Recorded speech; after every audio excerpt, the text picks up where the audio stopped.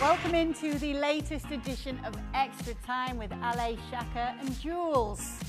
The theme of the show has been giving Shaka a hard time, and we're not going to stop now. What have I done? What have I done, Kate? Well, you went against England. You started blaming me for Alexander Isak not wanting to stay at your Newcastle. And you also said that Isak would stay at Newcastle. But Kate kept. You're trying to say goalkeepers' awful mistakes are just because they're getting some of the rust off in the pre-season. That's not that. That's pre-season. Nobody's focusing on everybody else's mistakes. That's what, working through. Well, let's see what you have to say That's what here. pre-season is for. That's what pre-season is for. Andrea says, for Shaka, Oh, boy, Andrea. what stage of grief are you in right now about Isak possibly going to Liverpool? Denial, anger, bargaining, depression, or acceptance? Oh boy, now let me see. That's a lot. I'm not quite got to acceptance yet. What's the Shaka power ranking on this? I'm I'm still bargaining. I'm still bargaining. With whom? All right. I guess that's the best. Yeah, I'm not got to acceptance yet. I'm not at depression yet. Okay, bargaining. Anger and you beat the denial out of me. So yeah, so I'm gonna have to go bargaining. I'm bargaining with the stars at this point. I'm just hoping fate just works in my favor. Good luck, Shaq. Is that the case you're making? Yeah. That's it. I didn't say I have much chips to bargain with. So if Newcastle, because you hold keys to the city, Yeah.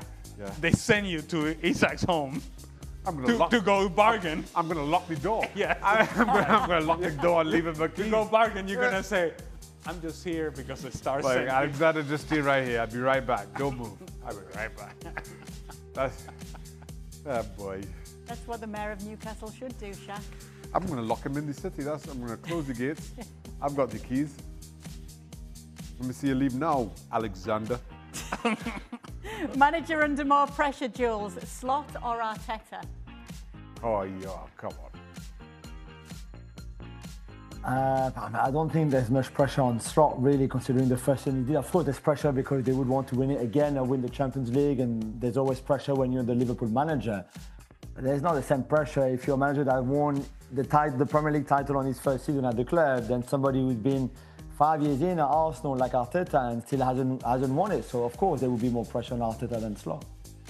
I suppose if we look at it from the money that Slot's spent, is that going to put that added pressure on? Added pressure, but not more than Arteta. I think this is an easy answer. It's Mikel Arteta. I concur. Okay. Which club, Ale, should Rodrigo go to, or should he stay at Real Madrid? Well, if you're in a game of musical chairs, the chairs are running out for Rodrigo in terms of big-time teams. One of the teams that we thought maybe could have been an option for him may have been Bayern Munich, and that's not quite the case.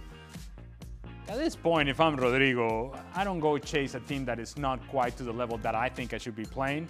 And so therefore, I make it work at Real Madrid. And I see how this progresses under Xabi Alonso. It's a new manager in place. It's a new set of evaluation. It's a new set of coaches, new set of eyes, observing training and observing what I do every day. So if I were him, I would concentrate and focus on being better every single day until the point that I become undeniable to be on the field. I'm not sure that he's always done that at Real Madrid, because there's been an intention and a reaction by Rodrigo in saying, well, these guys are going to play, I'm not going to play, so I guess I'm just the other guy. Once you accept that you're just the other guy, you will always be the other guy. Jules, what would you do if you were Rodrigo?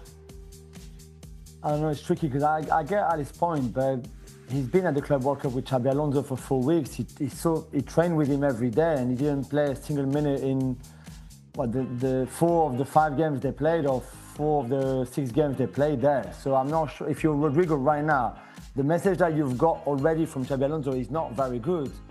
Could there be something at Liverpool now that Luis Diaz has left the club, and if they don't sign Isak, they might be looking at somebody that can play on that left-hand side too, with Cody Gakpo and be in competition with Gakpo, for example. Could he look somewhere else for a club that's looking for a left winger, or maybe he also thinks that there's no club bigger than Real Madrid and want to win his place there and stay and show Xabi Alonso that he's actually deserved, maybe not to start every single game, because we also know how Xabi Alonso and Real Madrid are going to play next season, and there might not be room for him as a starter, but certainly to play enough minutes and enough games to still be happy. Yeah, well, the decision for Rodrigo, I think, really comes down to be part of the big time at Real Madrid or be a star in a team that is lesser than Real Madrid. And we'd be talking about clubs that are a tier below the top tier in Spain or in England or this and that or the other, wherever that may be. I think when I said that the chairs are running out for Rodrigo, it's the chairs at the big time. And I think there may be something available for him and a tier just below that. But if he wants to stay in a big-time competitive club that is there to win everything, that right now is Real Madrid. All those other clubs I don't think are in for Rodrigo right now. For LA, start, bench or drop? Havertz, Nunez, Jackson. Oh boy. For what? What am I trying to do with this, guys? What is their role in my team? Oh, man. I imagine as a striker, would this be it as a striker, I'm guessing? Yep. We're going to go? It's not easy. It's okay, we're going to make the others answer too. LA, you're not alone. Huh? You're not alone. The others have to answer too. Okay, I'm going to... Oh, boy. I'm starting Havertz. Really? Okay, good job. Yeah, me too. Okay, great. Thanks for letting me know. I don't think Kai Havertz is a striker, so I'm not starting him. And while I know that there are people in this panel, some that are not exactly sitting on this table, are big fans of how much Kai Havertz presses the ball, that's not exactly what I want from my strikers. That's part of the job, but not entirely what I want. So I'm going to say Jackson starts. I'm going to say Darwin Nunez, bench, and I drop Kai Havertz as a striker. He has a place in my team, but not as a striker. Ooh. Nope. I start Havertz. I bench Nunez. I'm dropping Jackson. Oh. Jules? Yeah, so much striker. 2-1. No, that's all right. It's fine. I know my truth. All I'm saying is that Jackson, as a striker, he causes chaos. He runs in behind. He causes chaos for the team he's playing Yeah, for. he causes chaos. we just need to rein that back. The same thing with Darwin Nunez. Causes chaos as a striker. And Jackson gets himself in really good positions. Whether he finishes the chances or not, it's a different conversation. But he gets himself in really good positions. Kai Havertz is not a striker, doesn't play as a striker, and doesn't have the mentality or the mindset of a striker. So if that's what I'm picking, that's what I'm going. All right. Next in is bronze is the new gold. Lucy Bruns went to UNC as the handle. Lucy Bruns said she played through a fractured tibia at Euro 2025. What's the worst injury you've played through? Wait a minute. How do you play with a broken leg? I guess that's the point. Yes. Didn't Steven Gerrard once do it as well? I don't know. I don't know, man. I broke my finger in the warm-up in the game and played all 90 minutes. She said after the game that she'd been playing the tournament with a fractured tibia. I don't know if it was last in the tournament. I don't. Well, what's the worst anyway that you guys played Broke my finger. through? I actually remember. I remember because it was my 35th birthday. We played Liverpool FA Cup on my 35th birthday. Which was a long time ago now, so I won't go into the year and all that. I remember catching the ball funny in the warm-up. Thought, that kind of hurt. That's Yeah, you catching the ball funny. Well, I caught it and I thought proud. that kind of hurt. But, you know, you're getting ready for a game. In the FA Cup play, we actually won 1-0, actually saved the penalty. And then go get X-ray on Monday, fingers broken. And the doctor's like, oh, you're lucky it didn't catch it funny again. So because it was a clean break, so the bone actually, if I'd caught it awkwardly, it could have come up. Oh, Nice. this index finger, because I see you like. Yeah, I think. Yeah. Yes, it was this down Well, looking at the camera now. Some- Down in the some knuckle big here, hands, it was Shag, that's down big the hands. bottom. So the top ligament was kind of keeping it in place, but he said it was, other than the ligament keeping it in place, there's nothing holding it. Well, in my case, broken nose twice. That was not fun. Let's just say that the masks back in the day were not what they are now. And play with that was More terrible. like a motorcycle helmet.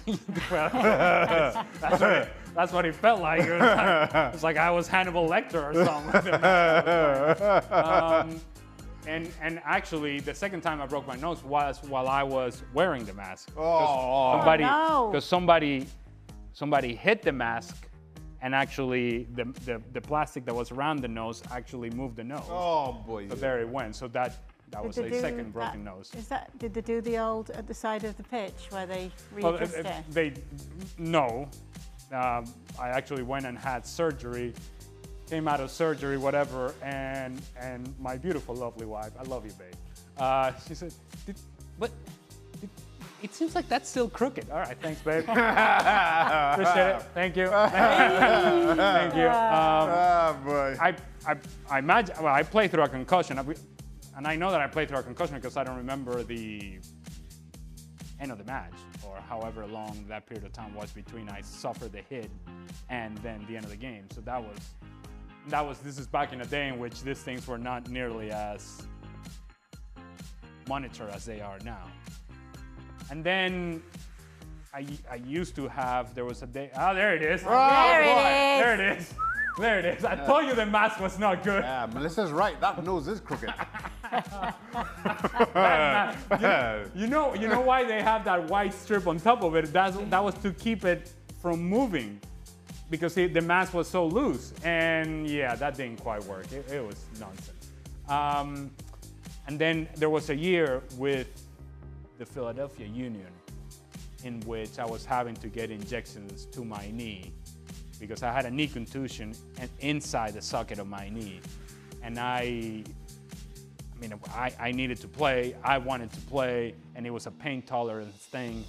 But what I didn't appreciate back then is that while I was trying to play, and this is what we do as players, you make yourself available, I was doing myself no favors, nor the team any favors whatsoever, because I was very diminished in the way that I was playing the game. Jules, have you ever written an article through an injury? No, not really, but to what Ali just said, it's the case of how many games really, as a professional players, the boys have played, maybe not so much goalkeepers, but outfield players, really 100%. You always play, or you always seem to play with something not right, but you go through, and I think there's a lot of cases where, like Ali just said, actually you wanted to play, you were asked to play sometimes, you were forced to play sometimes, or certainly you felt like you had to play when you were not fit enough, nowhere near, and still yet you play. There's people I know, former French international, who played and destroyed their knee even more because they were asked to play. Can you just play that one more game? And that one, we just give you an injection, like Ali just said, and it's just not good for anyone, really. No. Why did Jules exclude goalkeepers there? I feel a little bit slighted. We're very tough, we are. No, but you know what I mean. You know what No, I I mean? don't know what you mean. No, don't try to make up now. Don't try to make up now. You know what? Feelings are hurt. The worst thing about, and I can only speak from my experience, but I know it's the case for many as well, that you take all these injections and sacrifices, and you make all the sacrifices in order to be available to play because you're being asked by your manager, I need you. And obviously you want to make sure that as a player it's your responsibility to be there for the team, and you do everything to play. But at the end of the season, knowing full well what the sacrifices have been, that none of that is taken into consideration. And then when it comes to making decisions in terms of personnel, they go back to the stats, and they go back to that game, and they go back to that game, and you kind of go, wait a minute, I spent 2.5 months, 3 months playing with a knee that I could barely move, that I was in pain, that was inflamed, that we knew that it was point of discussion. You asked me to play, I played, but at the end of the season, none of that matters. When it's time to make a decision in terms of personnel, if the numbers don't fit, they don't care whether your knee blew up or not. All right. Thank you, guys, for sharing your stories. Thanks for sending in your questions. Final time. It's coming home. Ah, there it is.